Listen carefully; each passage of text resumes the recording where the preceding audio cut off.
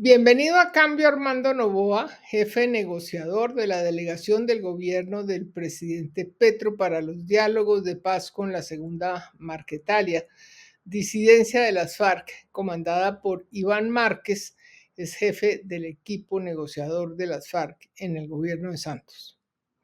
Armando Novoa es caleño, es magistrado del Consejo Nacional Electoral, egresado de la Facultad de Derecho de la Universidad Externado Colombia, fue trotskista, militante del Partido Socialista de los Trabajadores, asesor de Oti Patiño cuando fue elegido constituyente por la Alianza Democrática M19.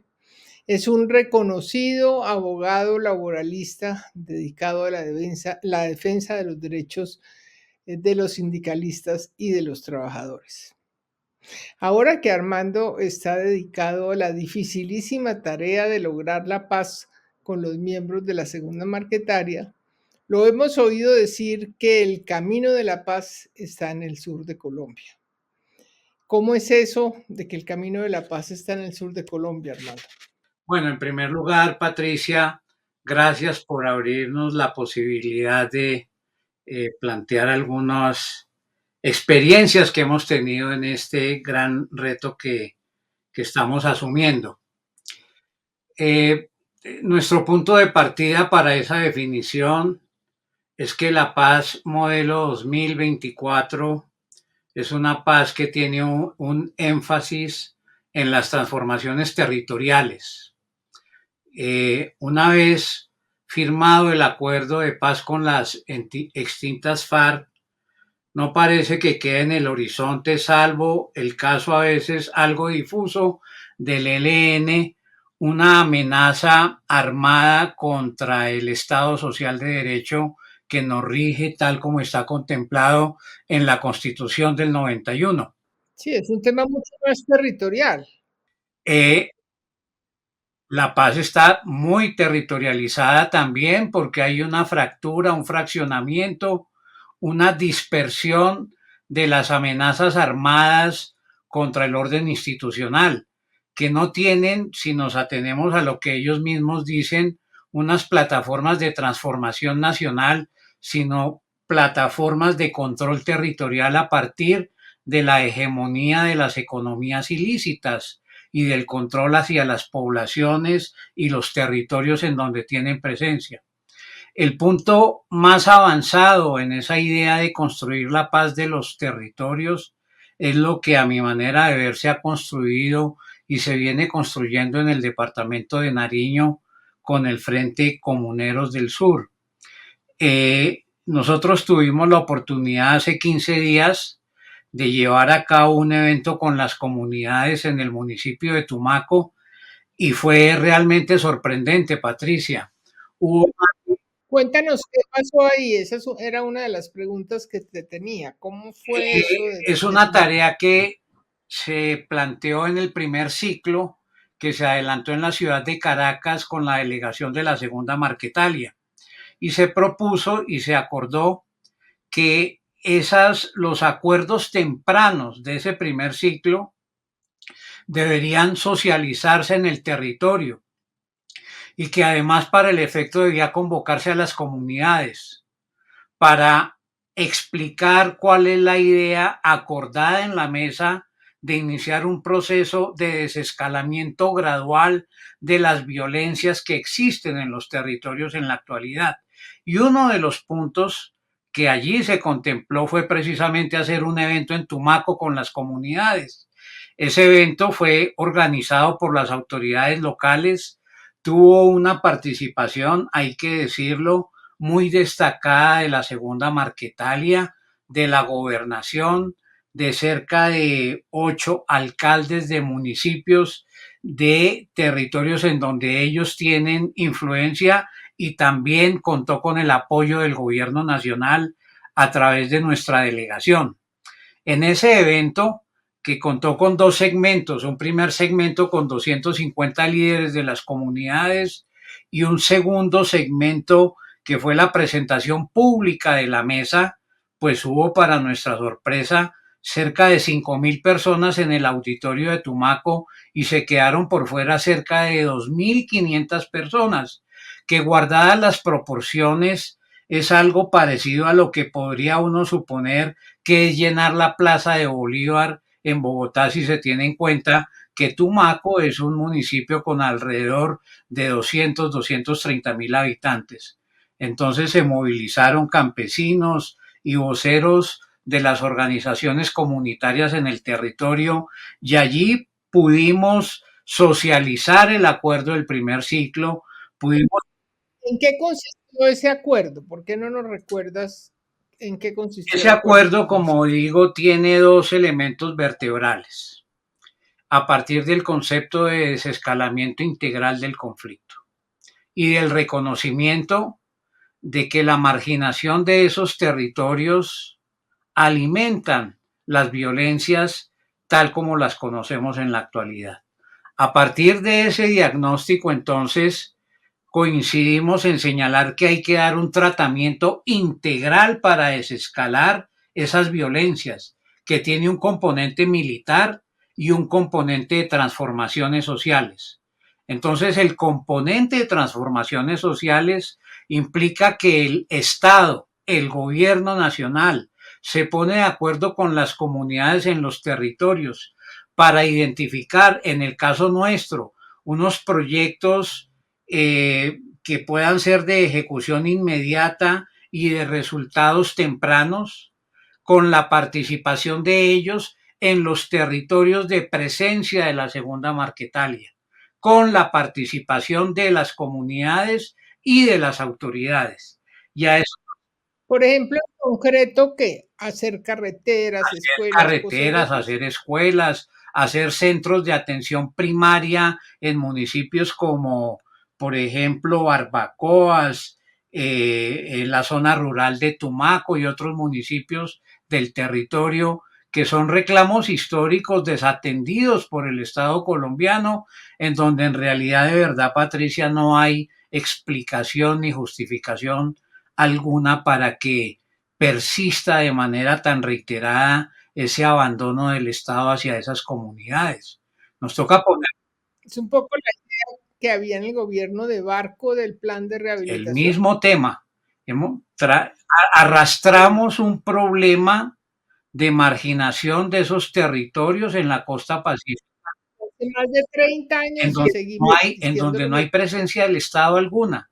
Y cuando el Estado ha hecho presencia, pues no ha sido consistente y ha abandonado sus compromisos, lo cual atiza el escepticismo y el descreimiento de las comunidades y por supuesto da elementos a los actores armados para que se empoderen frente a las comunidades en esos territorios. Entonces nosotros hemos planteado que es necesario intervenir allí, pero que el actor armado que tiene presencia en los mismos debe comprometerse a nivel de el desescalamiento militar de la violencia para permitir que el Estado entre con un nivel de confianza y de seguridad que nos permita avanzar en las políticas puntuales que se acuerden con las comunidades. Entonces, Pero digamos que las carreteras, por poner un ejemplo, se construirían con aporte de la comunidad, trabajo de la comunidad, del Estado, de las marquetalias. ¿Cómo en este sería eso? momento, esas obras, esas acciones económicas en el territorio están bajo el control casi que absoluto de la segunda Marquetalia. Están No me construyendo digas. y vías, están construyendo centros de salud. Ellos, ellos Pero, afirman que esas construcciones han sido posibles con los aportes de ese grupo y de las comunidades. Y en algún par de ocasiones que he tenido de visitar esos territorios, he visto cómo las comunidades participan en la construcción de las vías públicas, bajo, pero ¿hay alguna coordinación bajo el con, control de la segunda Marquetalia, sin óyeme, pero hay alguna coordinación con las autoridades de que la carretera debe ir por ninguna. allá o no? Ninguna. El Ninguna. trazado lo hacen ellos de acuerdo a los requerimientos que tienen y por supuesto las interpretaciones de por qué se hace o se construye una carretera en un sitio y no en otra, pues son diversas. Unos dicen que es para crearle vías carreteables al tráfico de la economía del narcotráfico, pero las comunidades dicen que sin esas vías es difícil abandonar la economía de la coca, porque cómo cultivar cacao, cómo cultivar caña de azúcar, si los productos que salen de esos cultivos no tienen posibilidades de ser trasladados a centros de acopio que permitan su comercialización. Entonces es un asunto bastante complejo que en Bogotá se ha tratado por parte de algunos analistas con bastante ligereza porque no dimensionan la profundidad de lo que significa este tipo de realidades en esos territorios abandonados. Entonces nosotros hemos dicho, invitamos a las comunidades a construir una ruta y unos proyectos bajo el liderazgo de las autoridades, de los gobiernos municipales, departamental y nacional, y desde la mesa tenemos que crear un ambiente adecuado para que esos proyectos sean realidad. Y entonces la mesa tiene que comprometerse, especialmente la segunda Marquetalia, en un desescalamiento armado de las violencias que están representados en ellos, con la observación, Patricia, de que en este caso, a diferencia de otras mesas, ellos han declarado un cese unilateral de fuegos, que no siempre cumplen de manera estricta, pero que por las informaciones que tenemos tratan de hacerlo. O sea que hasta ahora el Estado en esos territorios ha sido la nueva Marquetalia. Así es, digamos, es un estado de facto, es lo que se llama, lo que llaman algunos académicos unas gobernanzas criminales en los territorios. Es decir, un control de los actores armados, del sistema de tributación, de las reglas de convivencia, de la administración de justicia, del mantenimiento del orden público y de la prestación de servicios públicos básicos en el territorio. No sé si usted advirtió un video que publicó la segunda Marquetalia por los lados de Putumayo, Una carretera, un puente que puente, y hicieron. además entrevistan a una persona que es la que presta servicios en lanchas para trasladar personas que necesitan atención de salud y que no se pueden trasladar de otra manera a centros de salud que hay en el territorio. Pues esos servicios los presta la segunda Marquetalia y no el Estado. La pregunta es por qué llegamos a ese punto. Es una vergüenza para el Estado. El Estado social de derecho rige en los centros urbanos. Sí, claro. En Bogotá, en Medellín, en Cali, en Barranquilla, pero en esos territorios hay un estado de facto controlado por actores ilegales. Y, digamos, esos controles muchas veces se hacen a través de acuerdos políticos, de coexistencia con las comunidades, también con los poderes económicos que tienen inversiones en algunos de esos territorios. Sí. Sigamos con los compromisos. Entonces se comprometieron a qué en esa primera ronda.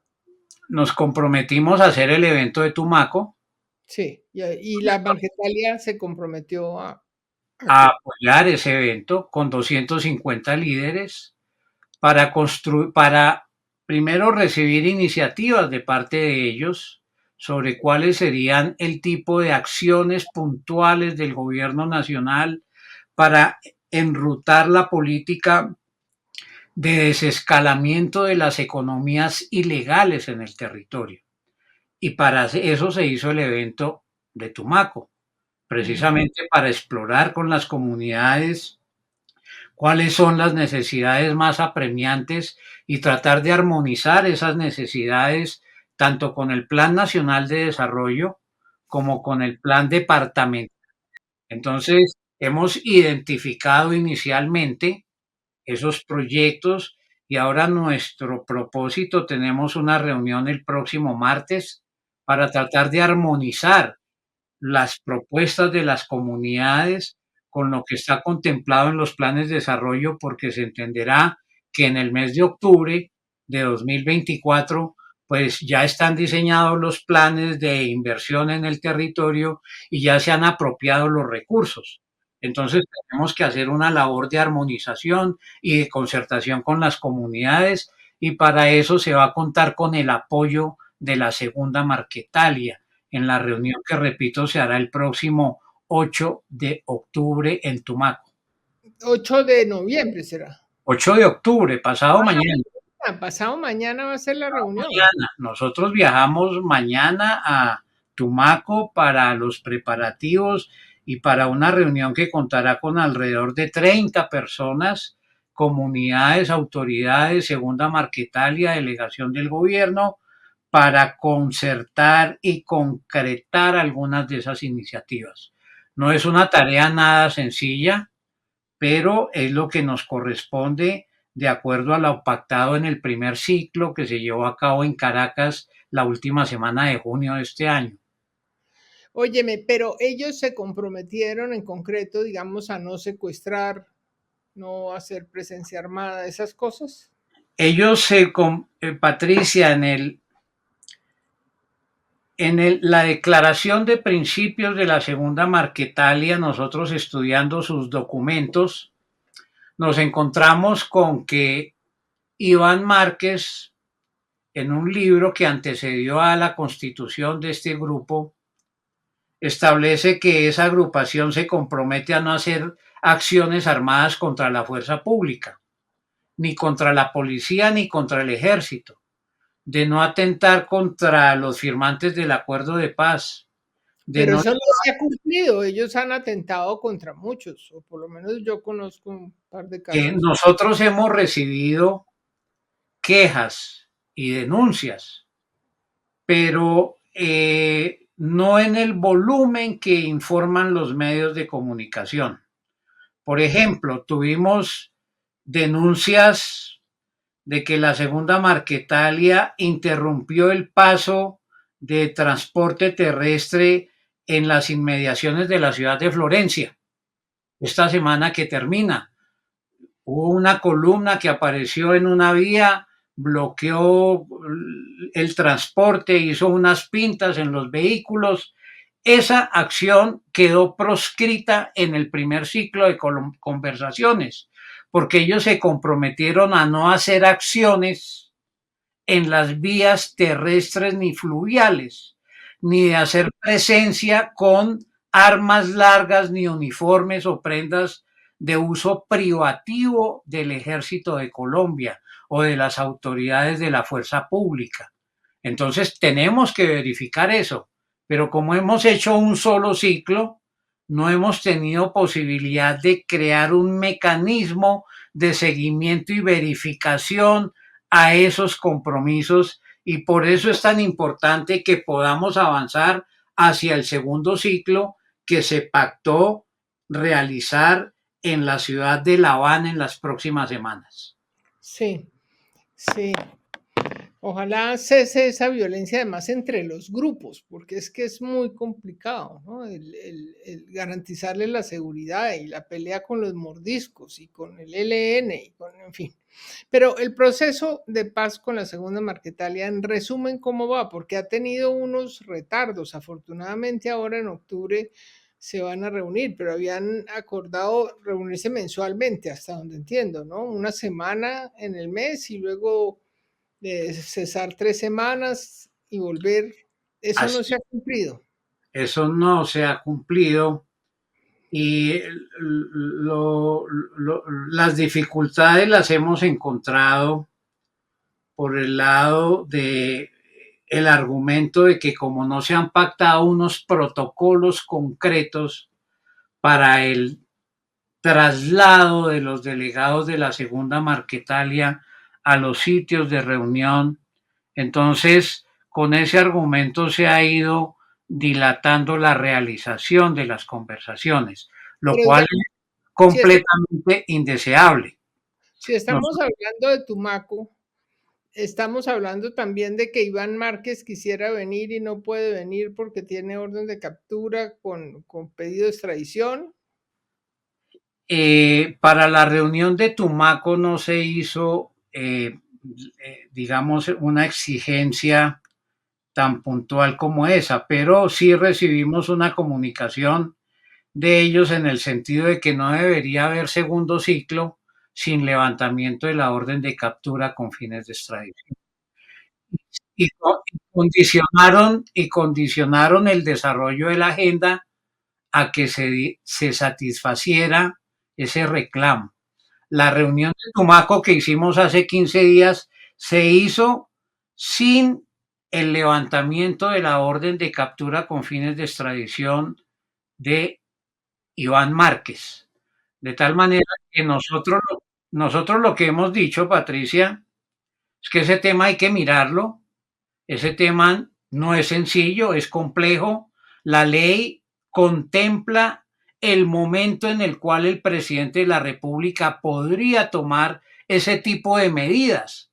La ley de paz total dice que una suspensión de una orden de captura con fines de extradición está planteada en la ley 2272 del 2022. Solamente puede llevarse a cabo cuando el proceso de paz esté en un estado avanzado, que la ley asimila al momento en donde exista una especie de concentración de las estructuras armadas de la agrupación en un determinado territorio.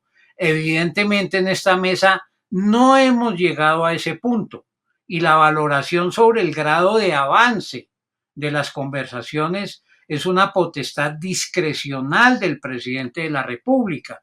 De tal manera que nuestra respuesta a ese tema ha sido para que podamos discutir en serio esa demanda de parte de ellos, tenemos que avanzar en la mesa para que llegue a un punto en donde el diálogo sea irreversible de cara a avanzar en una solución definitiva a las violencias que representa la segunda Marquetalia. Y ahí estamos. Hemos venido dando una serie de pasos con la exhortación a ellos de que hay que acelerar el proceso y que simultáneamente nosotros estamos en disposición de estudiar el tema para planteárselo al presidente de la República en el momento oportuno. Mirando las cosas de lejos, uno podría interpretar, y a partir de lo que cuentas del encuentro de Tumaco, que las comunidades tienen muchos deseos de que avance el proceso y de que se haga la paz, ¿sí? Que la gente de la Marquetalia que está en los territorios debe sentir esa presión y también quieren, pero a lo mejor pasa como con el proceso del ELN, que el jefe, en este caso Iván Márquez, pues no está tan interesado. Tengo esa percepción. Es que en el desarrollo de las conversaciones con la segunda Marquetalia nos hemos encontrado con que en realidad se trata de una agrupación que, para utilizar un término del derecho electoral, yo fui magistrado del Consejo Electoral hasta hace algunos pocos años, se llama una coalición. ¿Qué es una coalición, Patricia? Es una alianza de grupos que se ponen bajo la misma bandera, pero que en realidad representan realidades diferentes. Entonces, al parecer, la segunda Marquetalia es una coalición de estructuras armadas que tienen sus dinámicas propias en los territorios. Entonces, su nivel de cohesión programática y política arriba no es muy consistente y creo que están haciendo un esfuerzo para lograrlo. Pero ese es un problema de ellos, no nuestro. A nosotros nos corresponde avanzar en las conversaciones. Entonces, en el desarrollo de las conversaciones, hemos encontrado que hay varios niveles que hay entre ellos de interpretación de la ruta para continuar en los diálogos. Hay un nivel en que coloca el énfasis principal en las transformaciones en los territorios. Por ejemplo, uno de sus líderes en Tumaco nos dijo que ellos quisieran verse con el apoyo del gobierno, no como jefes guerrilleros, sino como ingenieros que ayuden en las transformaciones locales, por ejemplo. Pero hay otra dinámica que representa Iván Márquez, que como todos sabemos está fuera del país, que tiene una lectura un tanto diferente y su énfasis está más en las transformaciones nacionales. Y al parecer, por lo que a veces oímos de algunos de sus asesores, hay una cierta, digamos, ilusión de convertir esta mesa en, en una instancia para corregir lo que no se hizo bien en el 2016, ¿no? Entonces hay unos niveles desiguales de aproximación a los diálogos al interior de la segunda Marquetalia y de parte nuestra lo que nos corresponde es registrar esa situación y buscar la manera de armonizarla, porque como ha dicho el consejero de paz, a nosotros no nos conviene iniciar una negociación con una mesa y terminar una negociación con 4 grupos. Nos interesa hacer un acuerdo con todos que armonice sus expectativas nacionales y sus expectativas territoriales, pero ahí el gasto mayor tiene que ser de ellos mismos para encontrar un punto que les permita avanzar en la negociación. ¿Tú qué crees o qué intuyes que quiera hacer a estas alturas de la vida con su vida Iván Márquez? Iván Márquez tiene que 70 y pico de años. ¿A qué aspira? Pues yo creo que Iván Márquez es un hombre inteligente, yo creo que fue en su momento un cuadro político muy destacado de las extintas FARC, no por cualquier circunstancia fue el jefe del equipo negociador de las FARC del acuerdo de paz del 2016 y yo creo que él entiende que la ilusión de crear un ejército revolucionario para derrocar un gobierno como el que representa Gustavo Petro no es solamente una distopía inalcanzable, sino que también sería un error de apreciación gigantesco. Entonces, en ese orden de ideas, pues entendemos que Iván Márquez tiene, digamos, una cuenta con el famoso tema de la entrampamiento. Él alega que hubo un entrampamiento más que al señor Jesús Santrich al acuerdo de paz y daría la impresión por momentos que su reclamo de que se le levante la orden de captura tiene que ver más con una discusión que involucra no solamente al gobierno colombiano, porque todos sabemos cuál fue el origen de esa situación y ese es un tema de carácter judicial en donde nos parece claramente inconveniente que la delegación del gobierno tome partido allí. Lo que nos interesa es avanzar, por supuesto facilitar que él acompañe los diálogos. Quisiéramos que él estuviera participando de esos diálogos de manera muy directa, pero la decisión de quienes integraban su equipo negociador la tomó él mismo y en esa decisión decidió no ser él el jefe del equipo negociador, sino mantenerse como jefe máximo de la segunda Marquetalia y eso ciertamente ofrece ciertas dificultades para avanzar en las conversaciones. Entonces yo diría que Iván Márquez entiende que debe avanzarse en estas conversaciones. Yo diría que es un líder histórico de lo que en su momento representó las FARC y diría que las expectativas que él tiene con este proceso tal vez vayan en esa dirección de armonizar transformaciones territoriales con un reclamo que él hace por lo que denominan un entrampamiento hacia las FARC en el año 2016. Eh, Hay quienes dicen que hay fracturas entre Iván Márquez y el grupo de Nueva Marquetalia. ¿Ustedes las han percibido?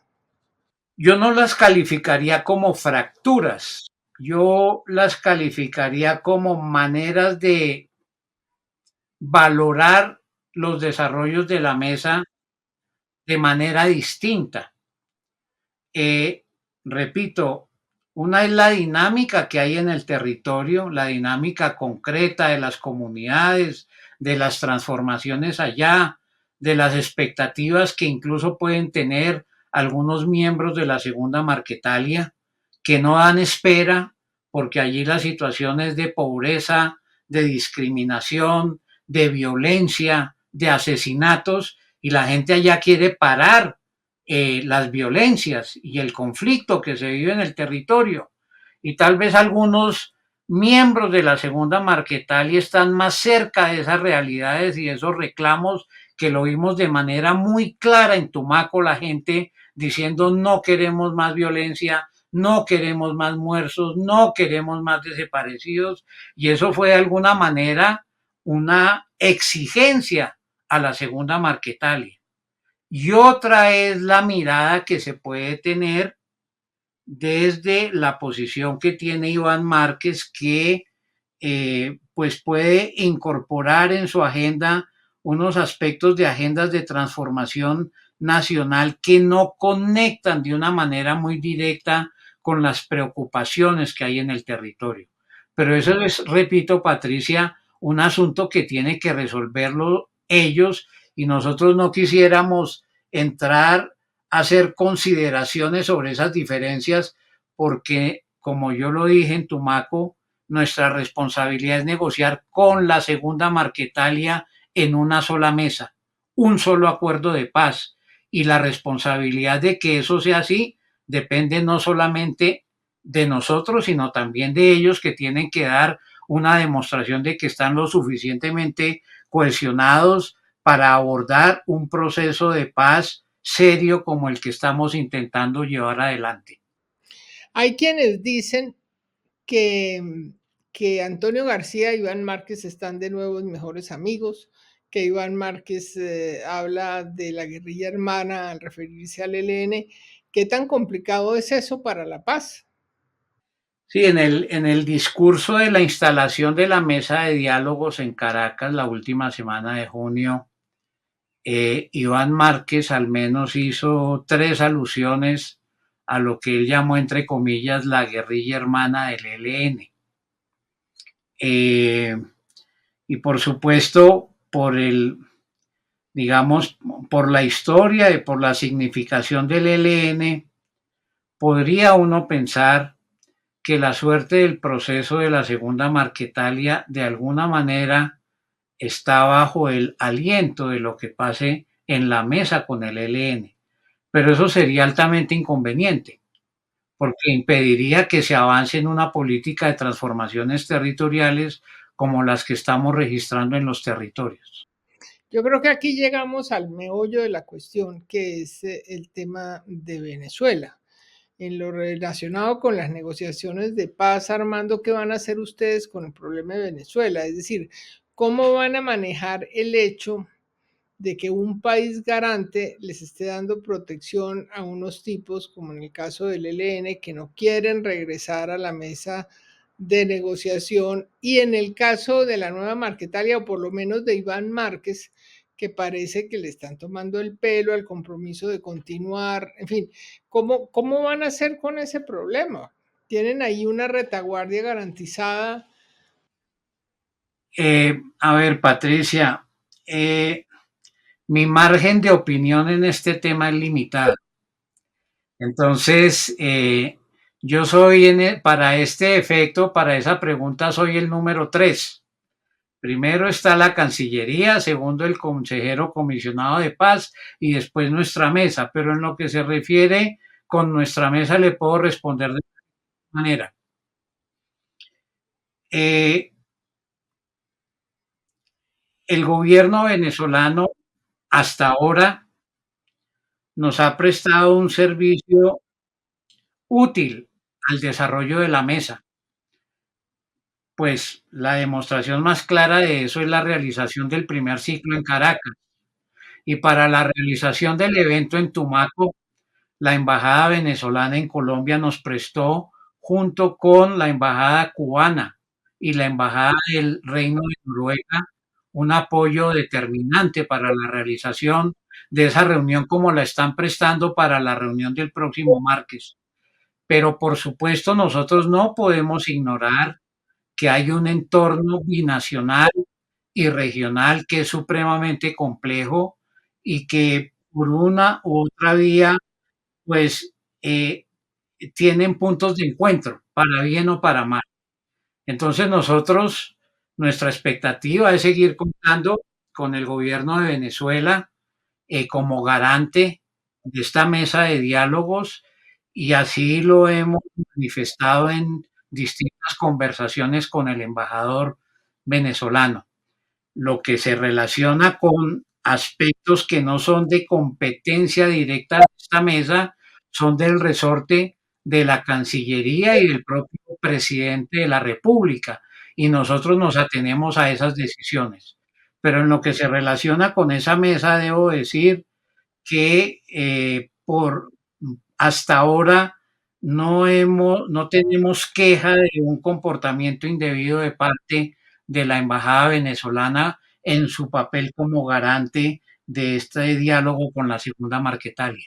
¿No es posible que suceda con los grupos de la nueva Marquetalia que están en Nariño y Putumayo lo que pasó con Comuneros del Sur en Nariño con respecto al ELN? Es decir, que llegue un momento en que la presión de las comunidades y el deseo de los mismos de la nueva Marquetalia de avanzar los lleve a decir, bueno, quédense señores jefes allá tranquilitos y sigamos adelante aquí. Esa es una respuesta que está en la cancha de ellos. Pero yo repito porque, Patricia, he oído en estos últimos días algunas comentarios que circulan en algunos medios en el sentido de que nuestra delegación quiere supuestamente aplicar una ruta similar a la de Comuneros del Sur en relación con el ELN en Nariño. Y nosotros hemos reiterado que la negociación para nosotros tiene los siguientes componentes. Primero, reconocemos a Iván Márquez como el líder más importante de esa agrupación. Segundo, la instalación de la mesa de diálogos con la segunda Marquetalia está contenida en un decreto dictado por el presidente de la República. Tercero, nos interesa que se armonicen unas agendas locales con unas agendas nacionales y para nosotros el escenario no solamente ideal sino necesario es poder hacer un acuerdo de paz con toda esa agrupación independiente de las expresiones que en los territorios tengan. Ahora bien, si hay, como hemos observado, algunas diferencias o tensiones entre ellos, los únicos que pueden decir hasta dónde llegan esas tensiones o esas diferencias, si plantean que esas tensiones pueden llevar a una fractura dentro del proceso de conversaciones, es un asunto que le compete a ellos y no a nosotros. A nosotros nos compete cumplir con el mandato presidencial de llevar adelante un diálogo con toda la estructura armada que tiene presencia no solamente en Nariño, sino también en Putumayo, por los lados de Vichada, algo por el lado del departamento del Caquetá. Pero también hemos dicho que según las realidades territoriales para nosotros, el norte de la política de paz de esta mesa debería concentrarse en las realidades que estamos presenciando en el sur del país, no porque queramos tomar como ejemplo lo que está ocurriendo con el Frente Comuneros del Sur, sino porque vemos una dinámica de las comunidades, de las autoridades, de la gobernación, un reclamo histórico de las poblaciones en el territorio que no podemos desconocer. Y estamos jugando precisamente a eso. Entiendo que tanto la nueva Marquetalia como Comuneros del Sur le pidan al Estado que los proteja y los defienda de los hombres de Iván Mordisco. Obviamente, ¿está el Estado en condiciones de garantizar esa protección? Le respondo de la siguiente manera, Patricia. Desde nuestra delegación hemos llamado la atención y en eso creo que coincidimos con lo que ha dicho la oficina del consejero de paz, que en todo proceso de negociación deben armonizarse las políticas de seguridad con los avances en las mesas de conversaciones. Dicho de otra manera, no tendría mucho sentido que se avanzara en una mesa de diálogos, pero la política de seguridad fuera por otro lado. Sí, Ambas cosas tienen que armonizarse en el territorio.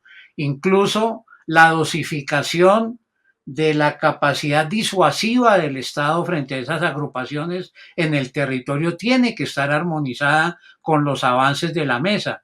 El Estado no puede renunciar a hacer ejercicio de la fuerza.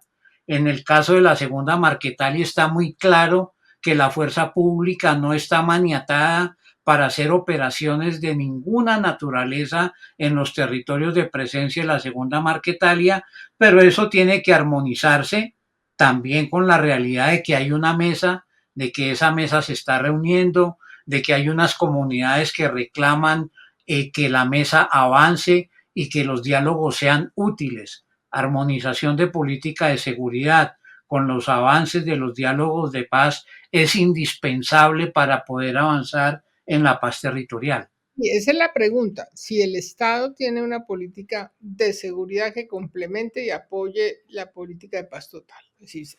O es así como medio a la loca la cosa. Eh, pues yo he tenido posibilidad de asistir a varias reuniones con el señor ministro de Defensa, con el alto mando militar, con los jefes de las tres fuerzas, Armada, Ejército, eh, eh, comandante de la Policía Nacional. Y debo decir que encontramos receptividad en el alto mando para armonizar ambas cosas. Creo que estamos transitando un camino nuevo, pero no podría decir yo que en la fuerza pública no hemos encontrado receptividad en la necesidad de calibrar una y otra cosa, aunque no siempre esos análisis y ese intercambio de opiniones sea sencillo, y eso es apenas comprensible porque hay unas responsabilidades y hay unas tensiones derivadas de las competencias que tienen esas autoridades en el territorio. Ese Pero papel de la fuerza pública en los territorios no es fácil porque, como bien lo dice usted, Patricia, hay otras estructuras armadas, como la Iván Mordisco, que se traslapan en el territorio. sí, Hay una realidad de cultivos ilícitos que la fuerza pública tiene que combatir en medio de comunidades que derivan su subsistencia de esa actividad ilegal, de tal manera que la labor de la fuerza pública tampoco es sencilla. la pregunta es si hay claridad en las políticas. Yo creo que receptividad puede haber, pero claridad. Pues a contrapelo de lo que han dicho algunos, yo creo que tenemos bastante claridad. Ok. Ahí tenemos bastante claridad en el sentido de que hay necesidad de armonizar el uso de la fuerza en el territorio. No es cierto esa tesis de que la política de paz total esté maniatando a la fuerza pública para que intervenga en el territorio, por lo menos en el caso de la segunda Marquetalia. Yo he oído algunos analistas que dicen que el acuerdo que se suscribió con la segunda Marquetalia está generando una situación de anarquía y desorden en los territorios. Y hemos tenido que recordar que en este caso ellos declararon un cese unilateral de fuegos y que en los acuerdos del primer ciclo se dejó claramente establecido que ese acuerdo no inhibe la presencia de la fuerza pública en ninguno de los territorios en donde tiene presencia la segunda Marquetalia. Entonces, ¿a cuenta de qué pueden rostrársele a los avances pequeños que hemos tenido en esta materia a una supuesta decisión de impedir que la fuerza pública actúe allí? Eso no corresponde, Patricia, a la realidad. Una pregunta que esta es la pregunta del millón, creo yo. Si de verdad el gobierno de Petro y la Marquetalia llegan a un acuerdo, ¿cómo van a solucionar el tema de sometimiento a la justicia? Es decir, ¿cuál va a ser el marco jurídico? Porque los acuerdos de La Habana establecen, hasta donde entiendo, que los reincidentes como Iván Márquez pierden los beneficios y deben ser juzgados por la justicia ordinaria. Entonces, ¿cómo se hace con esa cuadratura del círculo? Usted me está haciendo preguntas súper difíciles, Patricia, pero yo con gusto, como dicen las abuelas, cada día trae su afán, pero Ya, yo con gusto se la respondo. Entonces, se la respondo así. Primero, cuando se inició el proceso de negociación del gobierno del presidente Santos con las FARC, ese tema no estaba resuelto cuando se instaló en la mesa. Tanto es así que se dictó el acto legislativo 1 del 2012 que creó lo que se llamó el marco jurídico de la paz, que en el 2016 tuvo que rehacerse completamente porque fue rechazado en los diálogos en la mesa. Y de ahí salió la figura de la justicia transicional. Entonces, ¿por qué razón pedir que en nuestras mesas haya una claridad que en procesos anteriores no la hubo? Por una razón elemental, porque es que esos tratamientos también deben ser producto de los avances y de los acuerdos que se produzcan en los diálogos. Pero en esta mesa de la segunda Marquetalia tenemos varias realidades.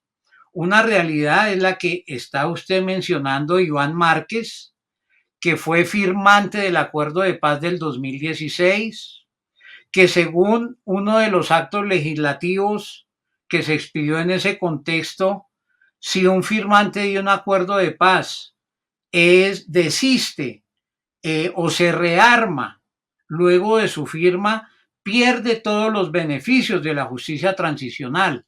Y en ese orden de ideas habría que buscar otro tipo de solución judicial para tratar ese tipo de situación que no es solamente de Iván Márquez, sino de algunos otros líderes de la segunda Marquetalia. Pero ese grupo está integrado también por otro tipo de integrantes que no tienen las mismas características. Uno, gentes que eran de las FARC y que no firmaron el acuerdo, es decir, que se quedaron al margen del acuerdo. Y dos, gentes que llegaron a la segunda Marquetalia luego de la firma del acuerdo.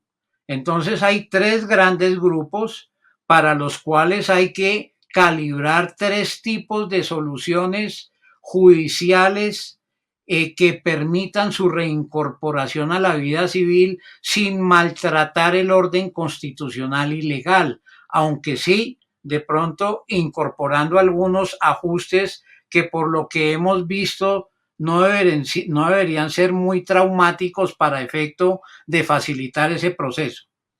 Pero esa respuesta tengo que complementarla con otra, y es responder a quienes, como por ejemplo Humberto de la Calle, han dicho que el marco jurídico que tenemos en la actualidad no permite ni siquiera que esta mesa exista. Eso no corresponde a nuestra realidad constitucional, porque lo que la Constitución establece en el artículo 189, numerales 3 y 4, es que quien dirige la política de orden público y por consiguiente de paz es el presidente de la República. Y el presidente en la actualidad no tiene ninguna restricción para instalar una mesa como la que está representada con desertores firmantes del acuerdo de paz del 2016. Otra cosa distinta es si esas personas pueden ser objeto de tratamiento por parte de la justicia transicional representada en la JEP, frente a lo cual hemos dicho que la respuesta es clara. No es posible porque Iván Márquez fue expulsado de la JEP y por consiguiente perdió los beneficios de la misma, lo que no significa que no podamos encontrar algunas soluciones dentro del marco normativo colombiano que nos permitan hacer un acuerdo de paz con la segunda Marquetalia. En resumen, como dice el dicho, por el camino se enderezan las cargas. Sí, no tenemos todas las respuestas aún, Patricia. Tenemos que irlas encontrando, pero sí tenemos unas ideas claras en lo que se relaciona con la segunda Marquetalia. Nuestro acuerdo, nuestra mesa no puede ser indefinida. No puede durar 8 años, como lo ha dicho alguien de la segunda Marquetalia. Debería producir resultados en estos 22 meses que quedan del gobierno del presidente Petro. Y por eso tenemos que aplicarnos todos los días, a toda hora, las 24 horas del día y los 7 días de la semana a lograr ese camino de solución a esa violencia representada en este grupo. Dos preguntitas ya para terminar. Una, ¿cuándo se van a encontrar con las víctimas? Que es un momento fundamental en los procesos. ¿Qué se ha planteado de eso? En nuestra agenda de trabajo hay un punto que se llama tratamiento a la reparación de las víctimas con su participación activa. Esa expresión de su participación activa, voy a contar una infidencia, fue propuesta por la misma segunda Marquetalia. Y entonces nosotros en la mesa tendremos que preguntar, porque ya tenemos unas ideas de qué podría hacerse en esa dirección, qué significa participación activa de las víctimas. Pero por lo pronto para nuestra delegación significa hacer operaciones tempranas, por ejemplo, de desminado humanitario en el territorio, eh, acción que es inaplazable para adelantar algunas políticas de transformación territorial. Tenemos que crear una comisión para la búsqueda de personas desaparecidas en las zonas de presencia de la segunda Marquetalia. Tenemos que habilitar un mecanismo con el acompañamiento de entidades como la Cruz Roja para darle curso a las denuncias que presentan las comunidades sobre acciones de la segunda Marquetalia que están violando los compromisos del primer ciclo. Por ejemplo, nos llegó una denuncia esta semana en el sentido de que la segunda Marquetalia retuvo, para llamarlo de alguna manera, una embarcación de propiedad del Consejo Noruego de Refugiados en la zona de Tumaco.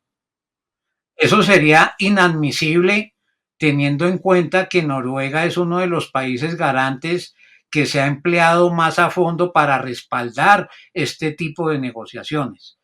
Sí, si fueran otros también, eso no se puede hacer, ¿cierto? Pero bueno, digamos un encuentro con las víctimas como hubo en La Habana cuando fueron estos 60 representantes de las víctimas que se encontraron frente a frente y que ese fue un momento decisivo en el proceso, ¿se ha planteado que pase con la Margetalia? Está planteado en la agenda de negociación como un punto de la negociación, la reparación de las víctimas con su participación activa.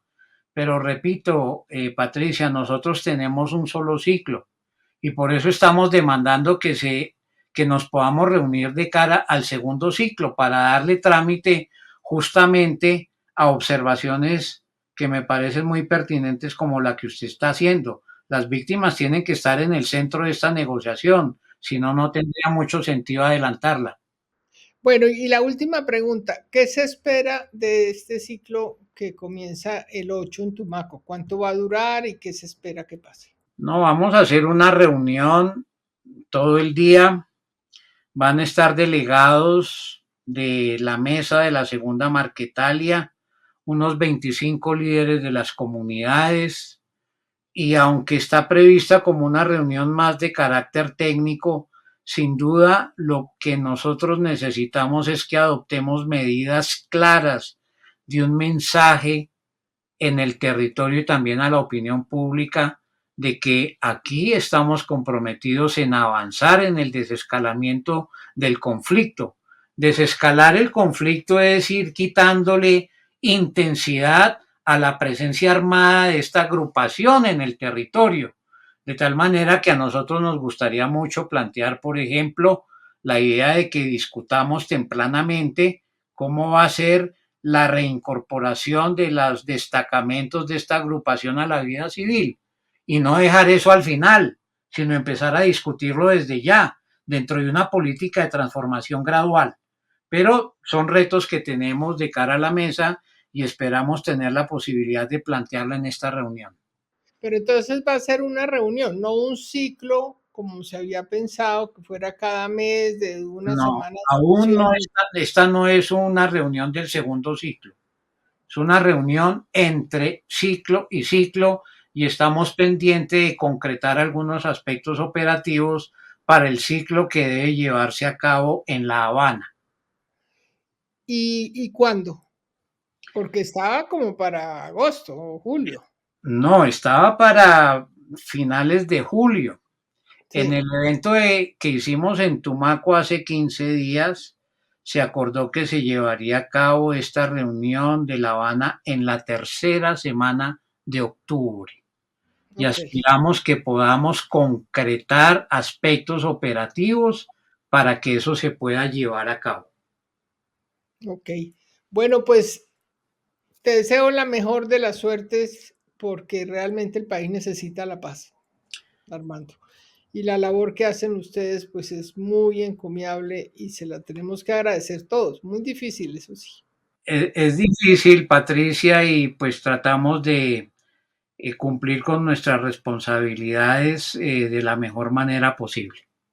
Y gracias por la oportunidad que nos das de explicar qué pasa en esta mesa de diálogos y negociación.